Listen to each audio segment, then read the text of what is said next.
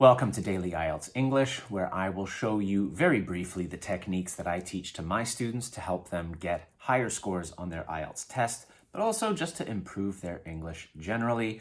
I'll discuss the technique first, and then I will demonstrate. As always, I would like you guys to remember that when you get questions like the ones we look at today, I often get students say, oh, this question's hard, I don't know. A lot of times students have more difficulty with the question and the answer than with their English. And I just want to remind everybody, take the time to really take this question and think about it. You know what? Take the question in your first language. Go out with your friends, talk about it. Ask them what they think. The actual process of thinking about these questions carefully, having good conversations about these questions is going to actually make it easier for you to answer them. So when you get these questions, take the time to really dive into them outside of your IELTS preparation. Have good conversation with your friends about these questions in your native language, because a lot of times people can't answer these questions in their first language. Anyway, I'll be talking about that a bit more because it does come up quite a lot. So today we're looking at part 3 question. This one in particular is very clearly an identification question where they ask you for multiple possible answers. A lot of times when I was an examiner and when I'm teaching, people will just give one answer. Not bad, but it's always good to think of multiple possible answers. Let's take a look at the question.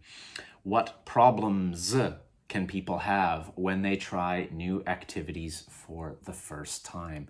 So again, they mentioned that. What are some problems? So you have the opportunity to give multiple possible answers. If you just give one, probably fine, but good thing to train to always try to think about different ones. All right, so there's a few techniques that we'll look at here. The first one, as always, is to start by saying there are a few. So when you get this question about what problems can people have when they try new activities, there are a few. Pronunciation, there are a few. And I know there are a few or there are a few.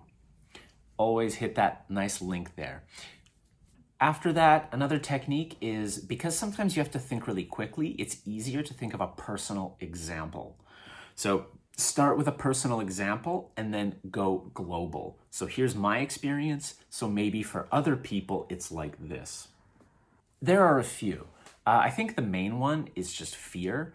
The fear of like not being good at something. And I remember last year I went to sign up for jiu-jitsu, and I took my first jiu-jitsu class and I continued doing it.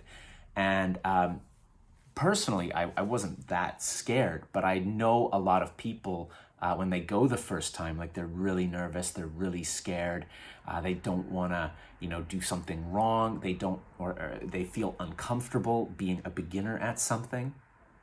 And another problem, I think, is just signing up, like taking the first step to try something new.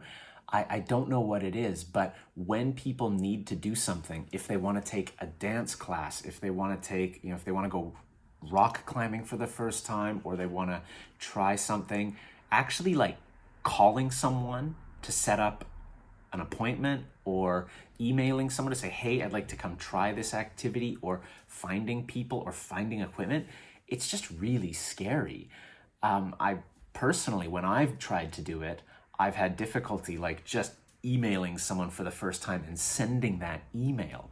So I think for a lot of people, that's the main difficulty, is just something is stopping you from taking that first step. Maybe people are lazy, maybe they're just comfortable with their life as it is, and subconsciously they don't want to change. That's all for today, guys. Just very simple. There are a few. Those are the first things. And then go through 2 of those ideas. First of all, secondly, or I think the main one is, another one is. Anyway, remember, language is a habit, so make sure you practice till you get it right, and then keep going till you can't get it wrong. Tell me about something new that you've tried. Put it down there in the comments. I'd love to find out.